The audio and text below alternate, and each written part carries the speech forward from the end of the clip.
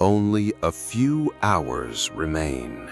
There is no smoke on the horizon yet, no screaming in the streets, no visible sign that everything has already been decided.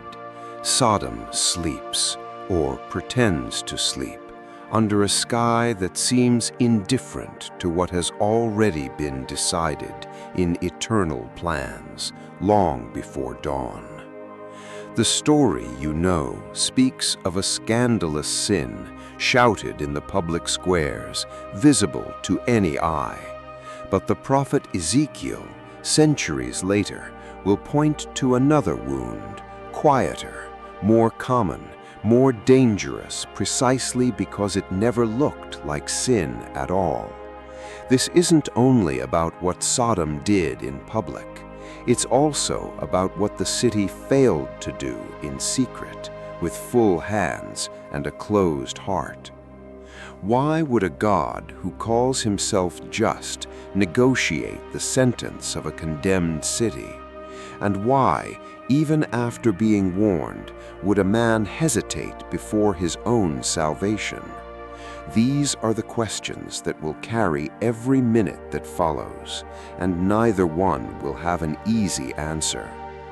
What is about to happen on this plane will test how far mercy is willing to bend before a sincere plea, and how far human stubbornness can resist a clear warning even when it's already too late to pretend it was never given. Perhaps you've already felt something close to what that city felt without knowing it, that comfortable sense that everything is fine simply because nothing seems wrong. It's that same stillness, not the fire, that this story is about to ask you to examine. But it all begins here, on this last quiet night, the most dangerous calm the biblical record has ever held, because judgment rarely arrives like an announced storm. It comes like an ordinary morning after a night when no one realized time had already run out. Abraham was sitting at the entrance of his own tent in the heat of midday among the oaks of Mamre, when he lifted his eyes and saw 3 men standing before him. There was no announcement, no warning. They were simply there, as if they had always been there, standing under the heavy sun of an hour when no one in their right mind would cross the desert on foot. Abraham didn't ask where they came from. He didn't ask where they were going. He ran to meet them and bowed himself to the ground, as one who recognizes before understanding that something greater than 3 weary travelers had just crossed into his tent. "My Lord, if now I have found favor in thy sight, pass not away, I pray thee, from thy servant," he said, offering water for their tired feet, shade beneath the tree, and bread hurriedly prepared by Sarah's own hands. This was how a stranger was honored in the ancient desert, not merely with words of welcome, but with the very best the house had to offer, given without calculation and without asking who deserved it. Sarah quickly kneaded flour and made cakes upon the coals. A servant ran to the herd and brought back the tenderest calf. Within minutes, what had seemed like nothing more than bread and milk became a feast fit for kings, prepared for 3 strangers no one there yet knew. Abraham stood beside them under the tree while they ate. What kind of guest receives such honor without revealing a single word about himself? As they ate, one of the 3 broke the silence with a question he shouldn't know the answer to. "Where is Sarah, thy wife?" "Behold, in the tent," Abraham answered. "I will certainly return unto thee according to the time of life, and lo, Sarah, thy wife, shall have a son." Sarah was listening behind the tent door, and she laughed within herself. She was already old. The days of her body had long since stopped promising new life. But the one who spoke wasn't only asking what was said aloud, he was asking what was hidden within. Wherefore did Sarah laugh, saying, "Shall I of a surety bear a child which am old?" Why would Sarah's laughter matter so much to the one asking that question? Sarah denied it, afraid. "I laughed not." "Nay, but thou didst laugh," the voice answered, without harshness, only the firmness of one who already knew.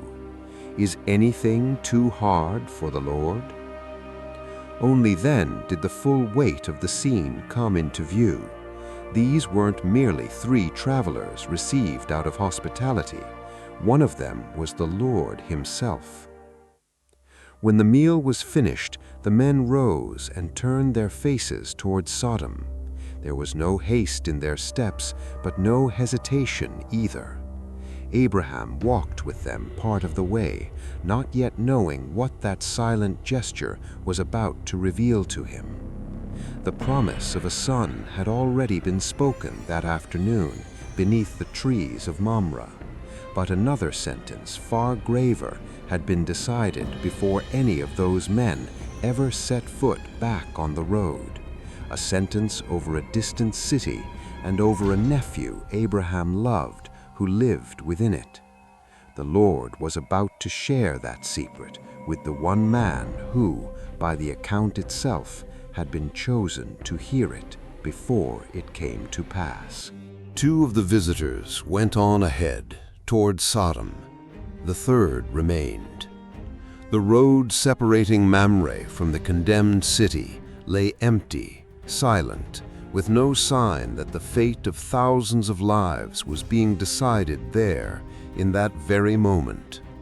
And it was in that silence that the Lord chose not to hide from Abraham what he was about to do. "Shall I hide from Abraham that thing which I do, seeing that Abraham shall surely become a great nation, and all the nations of the earth shall be blessed in him?" He said, like one thinking aloud before someone he already considered a friend. The reason wasn't affection alone, it was trust. Abraham would teach his children to keep the way of righteousness, and for that he deserved to understand, before the fire fell, the reason behind the judgment drawing near. It wasn't a secret kept on a whim, it was a burden shared between friends. The cry of Sodom and Gomorrah is great. The sin of these cities weighs too heavily to be ignored. I will go down now and see whether it is altogether according to the cry which has come unto me. It was then that Abraham felt the full weight of that revelation. Living in Sodom was Lot, his nephew, the son of the brother he had lost while he was still young, the man who had chosen years before to pitch his tent toward that fertile plain, back when the 2 of them still shared the same land and had to part ways because of their flocks. The sentence drawing near wasn't abstract. It had a familiar face, a family inside houses that might soon cease to exist. Abraham drew near, not with demand, but with an almost reverent care before the one who held the authority to destroy an entire city with a single word. "Wilt thou also destroy the righteous with the wicked?" he asked. "If there be 50 righteous within the city, wilt thou destroy it? If I find in Sodom 50 righteous, I will spare all the place for their sakes." The answer should have brought relief, but Abraham knew, perhaps better than anyone, the depth of the corruption that had built up in those streets, and the fear of having asked for an impossible number gave him no peace. And what if there were not 50? He went on, lowering the number with each new plea, his voice growing more cautious before one who had every right to grow weary of such persistence. 45, then 30, then 20, always afraid of asking too much, and always receiving the same patient answer without irritation, the Lord would not destroy the city if that number were found. Why negotiate this way instead of simply revealing how many righteous there were? Perhaps because the answer wasn't meant for God.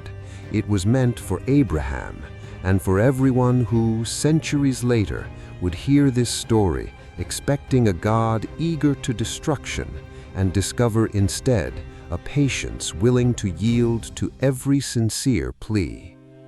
In the end, only one question remained, and Abraham knew there would be no other after it.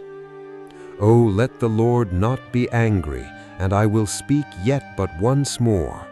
Peradventure 10 shall be found there. I will not destroy it for 10's sake." The negotiation ended there. The Lord departed, and Abraham returned to the place where he lived, still not knowing what the outcome of that silent search would be, the one about to begin within the walls of Sodom. 10 righteous. It was a small number, small enough to seem easy to find in any city of the ancient world, in any cluster of families, neighbors, merchants, and children. But would it? The answer wouldn't come from some new abstract tally of numbers. It would come from inside the city itself. On the very night, the 2 visitors finally reached its gates. As evening fell, the 2 visitors arrived at the gates of Sodom. Lot was sitting there at the city gate and was the first to see them, 2 men covered in dusk, standing at the threshold of a city that no longer welcomed strangers with clear eyes. The sun was sinking on the horizon, and the streets were beginning to fill with that late afternoon movement when house doors close and the men of the city gather on the corners. He rose and bowed himself with his face to the ground, exactly as his uncle had done days before beneath the oaks of Mamre. The same gesture, the same reverence before strangers who seemed too ordinary to deserve such honor. But the setting was different, and that made all the difference. In Mamre, hospitality was the rule of an open, peaceful land. In Sodom, it was the lone exception of a man who still held in the midst of the crowd some memory of how to treat someone from outside. "My lords, turn in, I pray you, into your servant's house, and tarry there this night," Lot said, offering water, shelter, a safe place before dawn. "Nay, but we will abide in the street this night," they answered. Lot pressed them. It wasn't a polite invitation repeated out of formality. It was real insistence, almost urgent, like a man who knew all too well what the night held for an unprotected stranger in that city's streets. Why would a man insist so strongly unless he knew exactly the danger he was trying to prevent? The visitors gave in. They entered Lot's house. He prepared unleavened bread, baked in haste, and the 2 of them ate before settling in for the night. It was then that the silence broke. Before they lay down, the house was surrounded, not by a few curious onlookers, not by a small band of troublemakers, but by men from the whole city, from the youngest to the oldest, coming from every corner, every street, every alley. The entire male population of Sodom converged on that single door, as if the whole city had been summoned for the same dark purpose. There weren't enough torches to light every face. There didn't need to be. The sound of so many feet approaching at once was enough for Lot to understand, before he even opened his mouth, that this wasn't a crowd willing to negotiate. "Where are the men which came into thee this night? Bring them out unto us, that we may know them," they shouted, beating on the door with a violence that left no doubt about their intentions. Lot went out to meet them and shut the door behind him, alone on one side of the wood, with an entire crowd on the other. "I pray you, brethren, Do not so wickedly. Behold now, I have 2 daughters which have not known man. Let me, I pray you, bring them out unto you, and do ye to them as is good in your eyes. Only unto these men do nothing, for they came under the shelter of my roof. There's no approval here of what Lot offers, only the portrait of a cornered man with nothing else left to put on the table. The crowd refused. "Stand back," they shouted in return, with even more fury than before. "Wilt thou deal with us as thou hast dealt with them? We will deal worse with thee than with them." And they pressed hard against Lot, shoving against the door with such force that the wood began to give way. The sound of bodies pushing, hands pounding against the structure, voices rising over one another in rage, filled the entire street outside the house. For a moment, it seemed even the host wouldn't survive that night inside the very house he had opened hours before with such generosity. It was at that exact moment, between the cracking of the wood and the shouting outside, that the 2 men inside the house moved. They reached out, pulled Lot back inside with enough force to tear him from the middle of the crowd and shut the door behind him. What happened next had no natural explanation.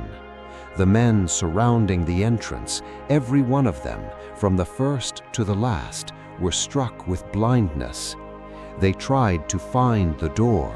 They groped along the walls, shouted directions at one another, stumbled blindly against nothing, colliding with each other like lost shadows in a street they knew by heart. But they couldn't even locate the spot where, seconds before, they had been tearing at the wood with their own hands. The fury that had filled the street minutes earlier now dissolved into confused shouting, wrong turns, bodies tripping over one another, finding nothing but their own panic. Inside the house, Lot was breathing hard, protected by an intervention he hadn't asked for and perhaps still didn't fully understand. Outside, the crowd thrashed about in a darkness that had nothing to do with the hour of the night. The city remained besieged by its own impulse, now powerless before a door it could no longer find. But morning was still far off, and what those 2 visitors had truly come to do in Sodom, the real reason that city's cry had reached the ears of heaven, had still not been spoken aloud. Outside, the crowd was still stumbling through its own darkness, unable to find the door it had nearly broken down minutes before. Inside, Lot could barely catch his breath. It was in that interval, not in the roar of violence, but in the strange silence that follows it, that the true nature of that night began to come into view. The blindness that fell on those men wasn't the punishment. It was only the most visible sign of a judgment that had already been underway for longer than that single night. To understand what truly condemned Sodom, one must look past the surrounded door and listen to what a prophet, centuries later, would say about that same city, when not even stone remained upon stone to bear witness to what had happened there, and no survivor was left to tell his story his own way. Tradition has preserved one image of Sodom, the violence of the crowd at Lot's door, sin shouted in the streets, visible to any eye. That's the image usually taught, repeated, illustrated, and it is real. The letter of Jude remembers Sodom and Gomorrah as an example of immorality given over without restraint. The second letter of Peter cites them as a picture of what happens to a life with no limits at all. What the crowd had just tried to do at that door confirms beyond doubt that this part of the tradition is correct. But that isn't the whole picture. Centuries before Jude and Peter ever wrote, the prophet Ezekiel had already looked at that same city and pointed to a deeper layer, not to replace what is known about Sodom, but to reveal what had already been rotting beneath the surface long before that particular night. This, he said, was the iniquity of Sodom: pride, fullness of bread, the careless ease in which the city lived, she and the neighboring cities that depended on that same wealth. And in the middle of it all, a line that weighs heavier than any description of violence. Sodom did not strengthen the hand of the poor and needy. For this, and for her haughtiness before what was abominable, the Lord took them away, as he saw fit.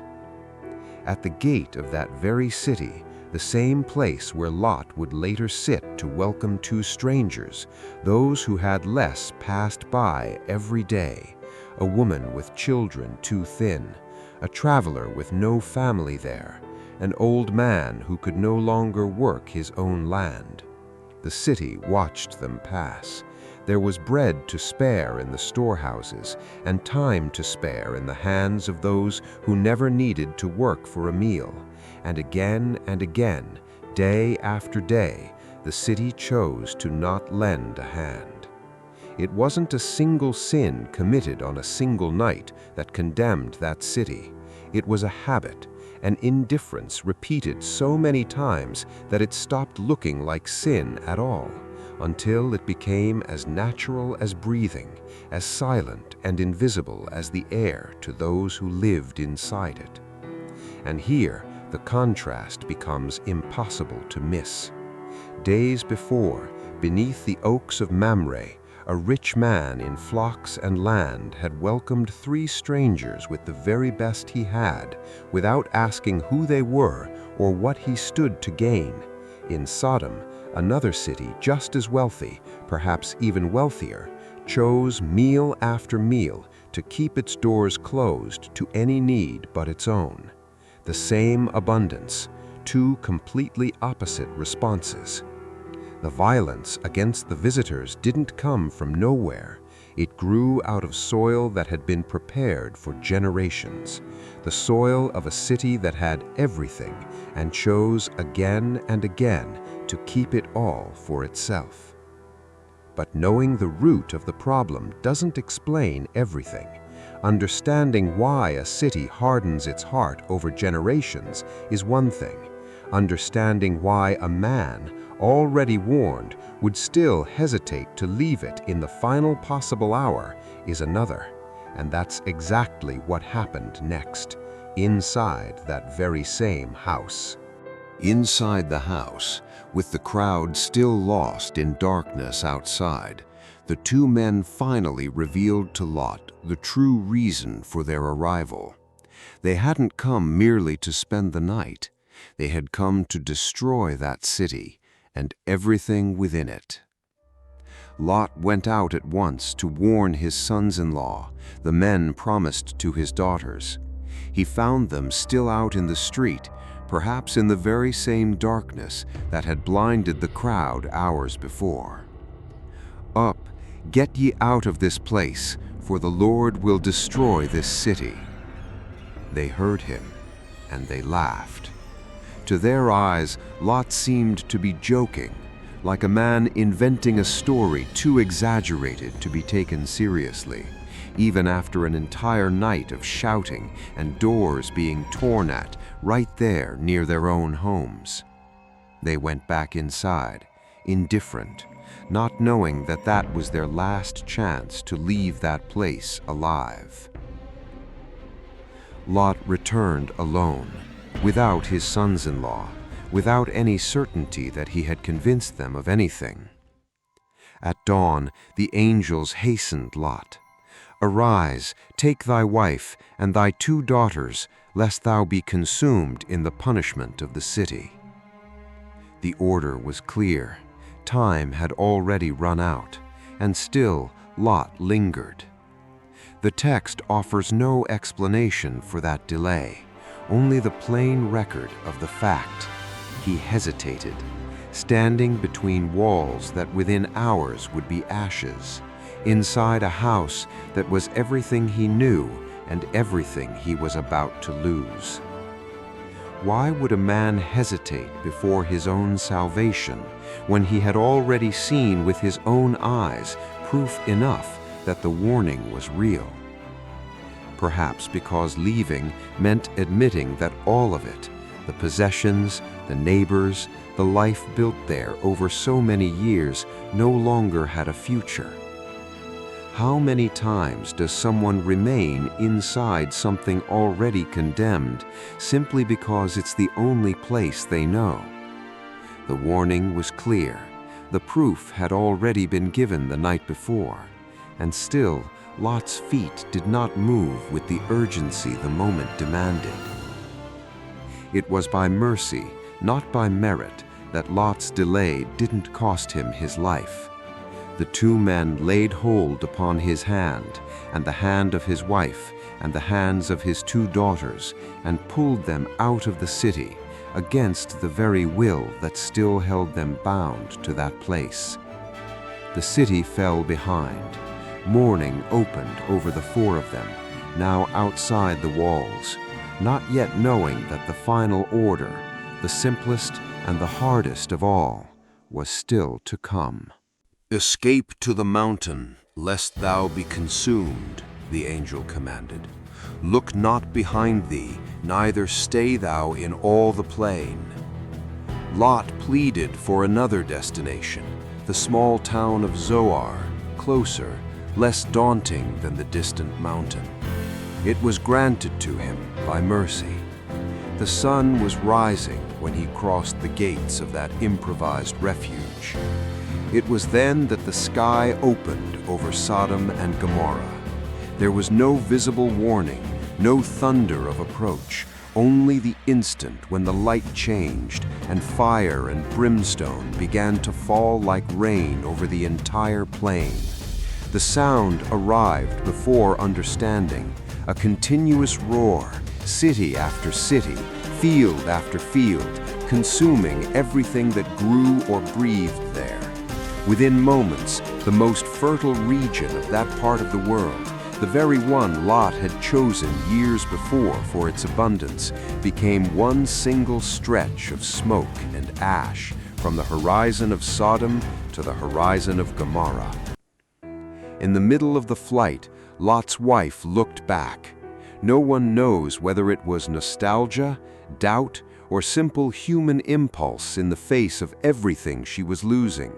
The text doesn't explain the reason, it only records the result.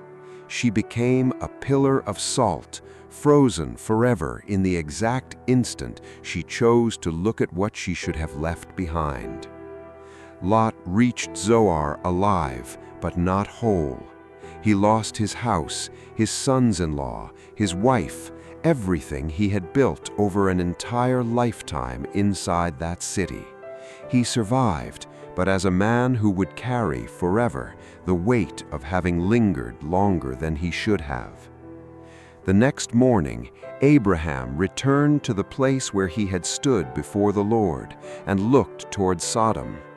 He saw smoke rising from the land like the smoke of a furnace, the same sky that days before had covered a feast beneath the oaks of Mamre, now covered nothing but ruin. In between the feast and the smoke, a single night decided everything. And perhaps that's exactly where this story stops being about Sodom and starts being about each one of us.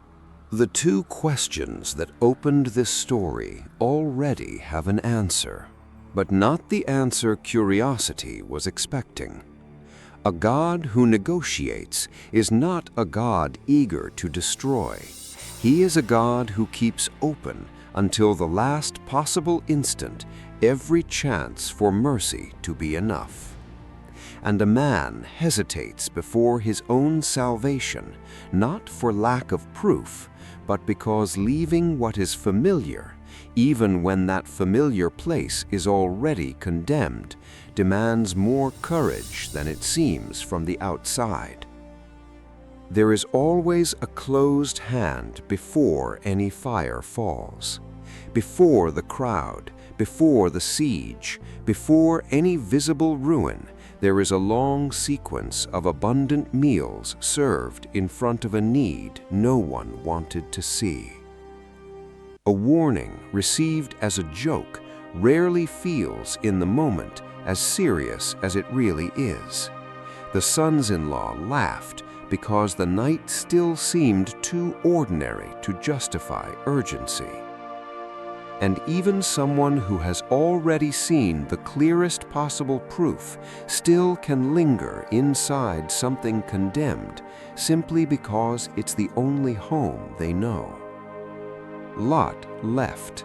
He survived, but his wife looked back, and what was left behind caught up with her, because sometimes the danger isn't in leaving too late, but in leaving without truly letting go of what was left behind. In the end, what separates those who are saved from those who are lost is rarely the speed of the escape. It's the willingness not to look back. Of everything this story brought to light, what weighed on you the most? The mercy of a God who negotiates down to the very limit, or the delay of a man who almost didn't get out in time? Tell us in the comments which of these two moments struck you the hardest. Your answer might help someone else, reading that same comment, notice something they hadn't yet seen in the story themselves. If this narrative touched something in you, consider subscribing to the channel and leaving a like. A small gesture, but one that helps bring these biblical stories to more people who might need to hear them, just as you heard one today. And if the silent sin of an entire city stirred up that same uneasiness in you, wait for the next story. It goes to another corner of the Bible, another name, another desert, another moment when someone had to choose between the comfort of what they already knew and the call to leave it behind.